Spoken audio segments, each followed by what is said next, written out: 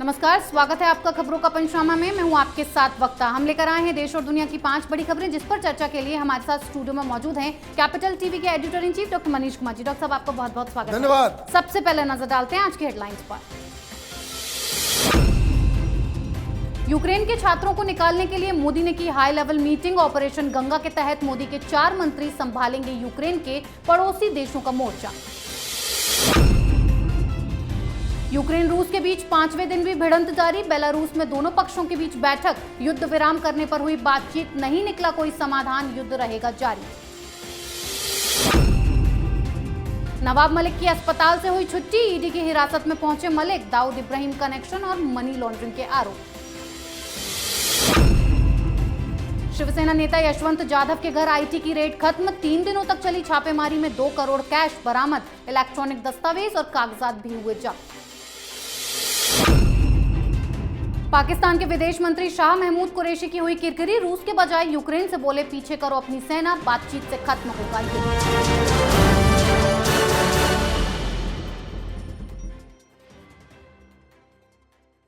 सबसे पहले बात पीएम मोदी के ऑपरेशन गंगा की। रूस और यूक्रेन के बीच चल रहे घमासान युद्ध के बीच पीएम मोदी ने एक हाई लेवल मीटिंग की, जिसमें एक रणनीति बनाई गई है, जिसके तहत मोदी के 4 मंत्री यूक्रेन के पड़ोसी देशों का मोर्चा संभालेंगे। ये मंत्री यूक्रेन में फंसे भारतीय लोगों से बातचीत और उनको निकालने के प्रबंध कराएंगे। इन 4 मंत्रियों को भारत का विशेष दूत बनाकर भेजा जाएगा। ये सब कुछ मोदी के ऑपरेशन गंगा के तहत हो रहा है। ऑपरेशन गंगा के तहत बुडापेस्ट से छठी उड़ान रवाना हुई, जिसमें 240 भारतीय नागरिकों को वापस लेकर दिल्ली आई, जहां पीएम मोदी की जय जयकार हुई। डॉक्टर साहब, पीएम मोदी का ऑपरेशन गंगा पूरा तरह से धूम मचा रहा है, जय जयकार हो रही है। कितनी बड़ी सफलता है भारत के लिए? देखिए, ये जो ऑपरेशन चल रहा है गंगा, जिस तरह से हम वॉर जोन से हिंदुस्तानियों को वापस वहाँ से ला रहे हैं, और ख़ास करके उसमें तो बच्चे बच्चियाँ हैं जो कॉलेज में पढ़ती हैं, उन लोगों को निकालने का काम दुनिया का कोई दूसरा मुल्क नहीं कर पा रहा है। इस बात को समझना ज़रूरी है। ये हमारी डिप्लोमेसी की ताकत है कि हम वॉर जोन से अपने नागरिकों को जिंदा और सही सलामत लेकर के आ रहे हैं। हालांकि कुछ वीडियोस वायरल हुए हैं जहां यूक्रेन की सेना की तरफ से कुछ गलत व्यवहार नज़र आ रहा है, लेकिन फिर उसको तुरंत कंट्रोल भी किया गया है। ये भी समझना ज़रूरी है। अब इस ऑपरेशन को, चूंकि 18,000 के आसपास बच्चे वहाँ पे फंसे हुए हैं, 2,500-3,000 के आसपास लोगों को लाया गया है, और जो वर्तमान स्थिति है उसमें ये दिख रहा है साफ साफ कि ये युद्ध एस्केलेट होगा, ये थमने वाला अभी नहीं है। और गृह युद्ध जैसी जो है गुरिल्ला फाइट यूक्रेन के अंदर हर जगह होगा, तो वहाँ कोई भी नागरिक फंसा होगा, चाहे वो यूक्रेन का हो या किसी और भी मुल्क का, उसकी जान को खतरा होगा, ये बिल्कुल साफ है। अब कैसे कैसे निकाला जाएगा, मैं आपको एक इन्फॉर्मेशन दूंगा, वो आपको ताज्जुब लगेगा, भाई इस हिसाब से भी हम काम करने में कामयाब हो पा रहे हैं। यूक्रेन की जो वेस्टर्न इलाके में जो स्टूडेंट्स, जो हिंदुस्तानी यूक्रेन के वेस्टर्न साइड में हैं, मतलब यूरोपियन साइड में हैं, उनके लिए ये प्लान तैयार किया गया है कि आप बसेस में उन्हें बिठा करके आप बॉर्डर क्रॉस करवा लेंगे। पोलैंड जा सकते हैं, वो बुल्गारिया जा सकते हैं, रोमानिया जा सकते हैं। और जो लोग प्योर वॉर जोन में फंसे हुए हैं ईस्टर्न साइड में, मतलब रूस के बॉर्डर के साइड, उनको हिंदुस्तान की सरकार मॉस्को के जरिए हिंदुस्तान लेकर के आएगी। ये अपने आप में बता रहा है कि आपको किस हिसाब से यूक्रेन के अधिकारियों, वहाँ की सरकार और रूस की सरकार दोनों से सामंजस्य बिठाना होता है। और इसी सामंजस्य को बिठाने के लिए आपने 4 बड़े बड़े मंत्रियों को वहाँ भेजा है। ज्योतिराज सिंधिया जा रहे हैं, पुरी साहब जा रहे हैं, और किरण रिजिजू जा रहे हैं, और साथ ही साथ जनरल वीके सिंह जा रहे हैं। जनरल वीके सिंह इस काम में वो एक्सपीरियंस्ड आदमी, वो पहले भी यमन से लोगों को निकाल के लाए थे, जिस पे फिल्म भी बनी थी, फिर इराक से भी लोगों को वो लेकर के आए। तो ये इस तरह का ऑपरेशन है, जब वॉर जोन में आप जाते हैं तो एक अच्छी तस्वीर, जो एक अच्छी बात जो समझ में आ रही है कि एक हिंदुस्तान की सरकार की सोच में बदलाव, कि हिंदुस्तानी कहीं भी है उसके मदद के लिए खड़े हो जाना ये अपने आप में बहुत बड़ी बात है। और भी दुनिया में पहले भी इस तरह के डिस्टर्बेंसेस हुए हैं। कई बार हिंदुस्तान की सरकारों ने हिंदुस्तान के लोगों को असहाय छोड़ा है। ये भी इतिहास का वो काला पन्ना है। लेकिन ये सरकार में अप्रोच अलग है। और दूसरा, चूँकि ऑन द स्पॉट बड़े बड़े डिसीजन लेने होते हैं, इसलिए जब आपके सीनियर मंत्री वहाँ पे मौजूद होते हैं तो चीज़ों को डिसीजन लेने में, अधिकारी लेने में थोड़ा विलम्ब लगाते हैं। वहाँ पे कोई मंत्री होगा तो डिसीजन वहीं पे लिया जा सकता है। और सबसे इस सब के बीच वो तस्वीरें और उन स्टूडेंट्स के बयान जो ये कह रहे हैं कि जैसे ही हिंदुस्तानी अपनी बस में सवार होते हैं और बस के बाहर हिंदुस्तान का झंडा लिखा हुआ होता है और ये लिखा हुआ होता है कि इंडियन स्टूडेंट्स ऑन बोर्ड, न यूक्रेन की सेना और ना ही रूस की सेना उसको रोकती है, टोकती है। मतलब ये हमारी डिप्लोमेसी की एक बहुत बड़ी जीत है, एक इतिहास लिखा जा रहा है। जी डॉक्टर साहब, अगली खबर रूस और यूक्रेन के बीच चल रहे घमासान की। यूक्रेन और रूस के बीच लगातार 5वें दिन भी जंग जारी है और रूस का फैसला अब भी वही है कि हमले नहीं रोके जाएंगे जब तक यूक्रेन सरेंडर नहीं करता है। इसी मसले को हल करने के लिए दोनों देशों के प्रतिनिधिमंडल बेलारूस पहुंचे, जहां बेलारूस के गोमेल में दोनों पक्षों की बैठक हुई और विवाद को शांति से सुलझाने की मांग की गई। लेकिन आपसी सहमति से कोई समाधान नहीं निकला और तो और रूस ने अपनी परमाणु सेना को एक्टिव कर दिया है। यूक्रेन में हालात बद से बदतर बने हुए हैं, जिसके चलते सभी देश अपने अपने नागरिकों को निकालने की कवायद में जुटे हैं, जिसमें अमेरिका का कहना है कि जिस अमेरिकी को यूक्रेन से निकलना है अपना इंतजाम खुद करे। डॉक्टर साहब, इस मीटिंग से कोई हल नहीं निकला है, यहां तक कि रूस ने एक और कदम आगे बढ़ा दिया है। देखिए, निगोशिएशंस तब होते हैं जब दोनों को लगता है कि उनको नुकसान हो रहा है। रशियन साइड, उनको मालूम है कि जीत उनकी होनी ही है, कम व्हाट मे, और उनका इरादा भी पक्का है, इसलिए वो तो घुस गए अंदर। अब यूक्रेन की साइड से ये कहा जा रहा है कि हम बातचीत करेंगे। बातचीत क्या करेंगे? उनकी तरफ से कहा जा रहा है पहले आप एग्रेशन रोको, आप पहले बॉर्डर के बाहर जाओ, रशियन ट्रुप्स जो है विड्रॉ करें, उसके बाद फिर हम बातचीत करेंगे। तो ये निगोशिएशंस तो होना ही नहीं है। इसमें फायदा सिर्फ इतना हो रहा है यूक्रेन को, रूस को नहीं, यूक्रेन को, कि ये जो ऑनस्लॉट जो चल रहा है, जो हमले हो रहे हैं, they want to buy some time. उनके पास वक्त नहीं है। फुल माइट के साथ रसिया अगर इन्वेड करेगा, कुछ घंटों की बात है और पूरे की पूरी तरह से यूक्रेन कोलैप्स कर जाएगा। टाइम इसलिए बाय किया जा रहा है क्योंकि यूक्रेनियन सिविलियंस वो रूस के साथ नहीं है, वो हथियार उठाने को तैयार हैं। यूरोप में, अमेरिका में जितने भी यूक्रेनियन सिटीजन्स हैं, मेल फीमेल, ये सब अपने मुल्क वापस आ रहे हैं। They want weapon in their hands. अब समय लेने का मकसद बस इतना ही कि जो जर्मनी हो, फ्रांस हो, नीदरलैंड हो, पोलैंड हो, ये जो लगातार ये जो कहा जा रहा है कि हम हथियार देंगे, हम हथियार देंगे, वो हथियार अगर यूक्रेन पहुंच जाता है, यूक्रेन के युवाओं के हाथ में वो हथियार आ जाते हैं, तब रसिया के लिए लड़ना एक डिफिकल्ट काम हो जाएगा। फिर ये गुरिल्ला फाइट होता रहेगा, फिर टैंक्स काम नहीं आएंगे, आप कितने घर को उड़ाएंगे, आप क्या क्या आप करेंगे।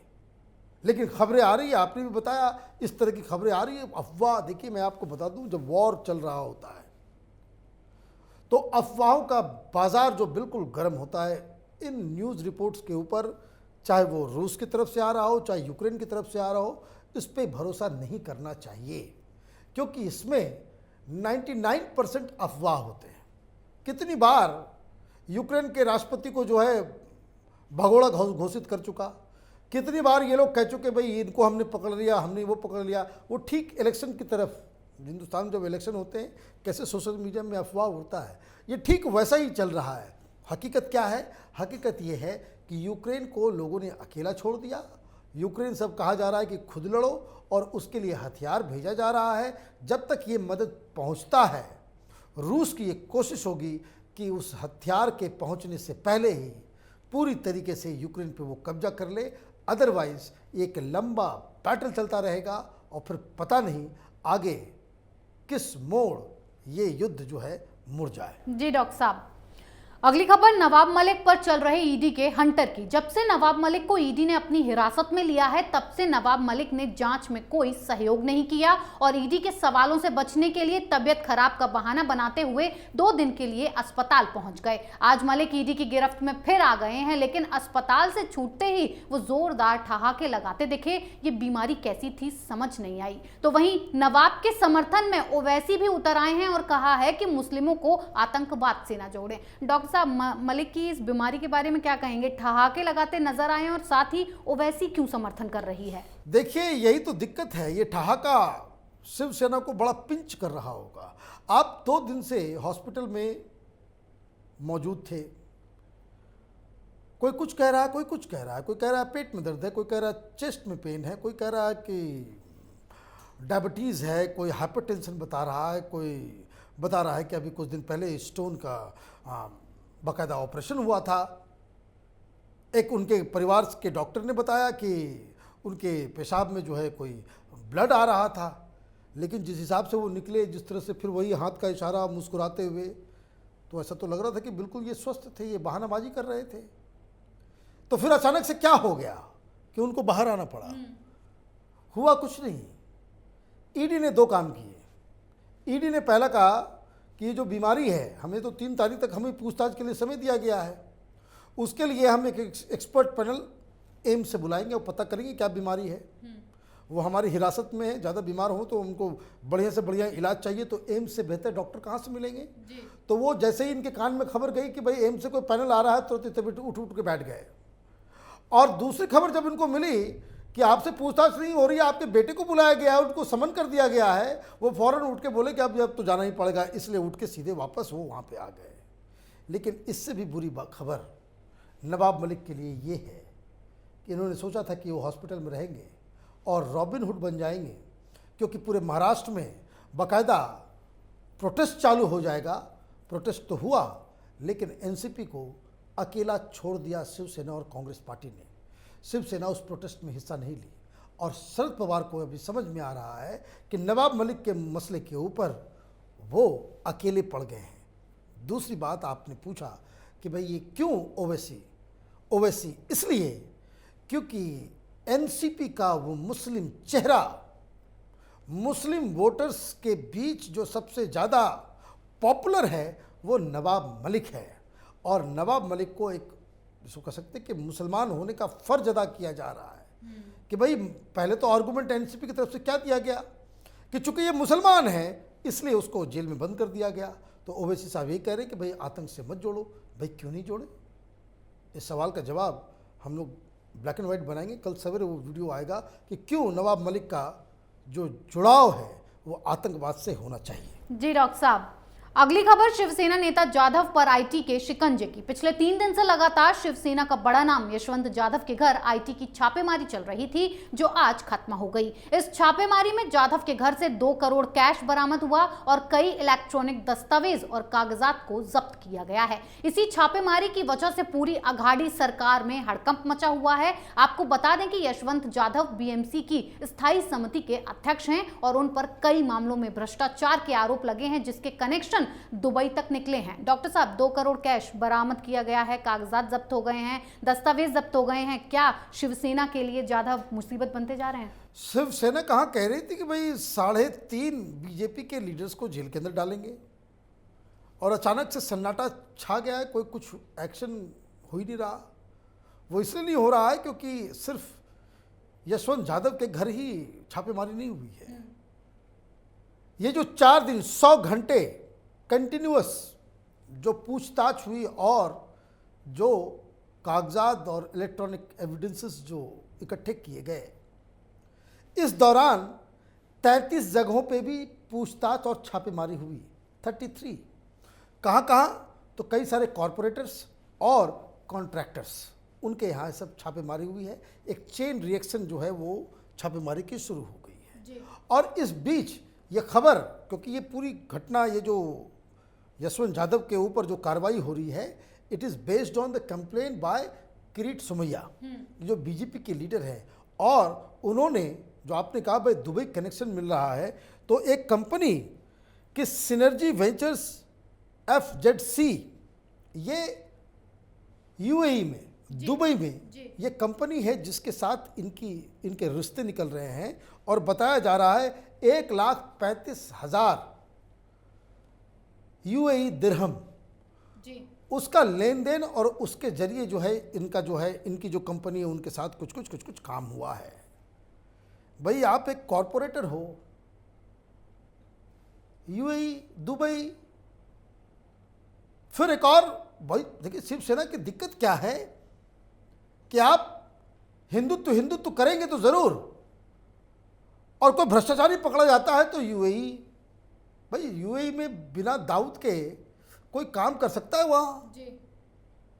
कराची, पाकिस्तान, ये जो सरनायक के घर से निकला debit card, credit card Pakistan का, तो ये तो पूछा जाएगा कि भाई ये सब क्या हो रहा है। और इसलिए ये आईटी रेड्स जो हुए हैं, ये जो ईडी की जो कार्रवाई चल रही है, अघाड़ी सरकार की नींव हिल गई है, और अगला एक्शन कोई बड़ा होता है वो अपने आप में बहुत बड़ा धमाका होगा। क्योंकि याद रखिए ये सारी कार्रवाई तब हो रही है जब कुछ महीने पहले देवेंद्र फडणवीस ने कहा था कि दिवाली के बाद हम बम फोड़ेंगे। जो नवाब मलिक रोज़ जो कुछ बोलता रहता है वो फुलझड़ी है, मैं फोड़ूंगा बम, और ये बम अब उसका असर साफ साफ दिख रहा है। जी डॉक्टर साहब, आखिरी खबर पाकिस्तान की बेवकूफी पर। रूस और यूक्रेन के बीच जंग जारी है। इस मामले को सुलझाने के लिए कई देश रूस से बात करके युद्ध को रोकने की अपील कर रहे हैं। यूक्रेन के कहने पर भारत ने रूस से बात की और सलाह करने की अपील की। मोदी की बराबरी करते हुए पाकिस्तान के विदेश मंत्री को मुंह की खानी पड़ी। अपनी अकल का प्रमाण देते हुए उन्होंने रूस की जगह यूक्रेन के विदेश मंत्री को सलाह दे दी कि अपनी सेना पीछे ले लो, बातचीत से मसले को हल करो, जिसके बाद पाकिस्तान की खिल्ली उड़ रही है। डॉक्टर साहब, पाक की इस बेवकूफी पर क्या कहेंगे? ऐसे रियासत मदीना बनेगा? देखिए इन लोगों ने तो रियासत पुदीना बना दिया है, अब क्या मदीना बनाएंगे? ये तो बेवकूफ़ी का एक इतना बड़ा उदाहरण मिलेगा नहीं। और मैं आपको बता दूं, इमरान खान, ये जो छोटे मियाँ हैं कुरैशी, ये कोई कम नहीं है गुफअप करने में। इमरान खान तो कभी कभी जापान और जर्मनी का बॉर्डर बताते हैं क्या आमने सामने है। उसी तरीके से इनकी वजह से, ये जो कुरैशी साहब हैं, इनकी वजह से ये जब कश्मीर 370 लगा, इनका दिमाग फ्यूज उड़ गया।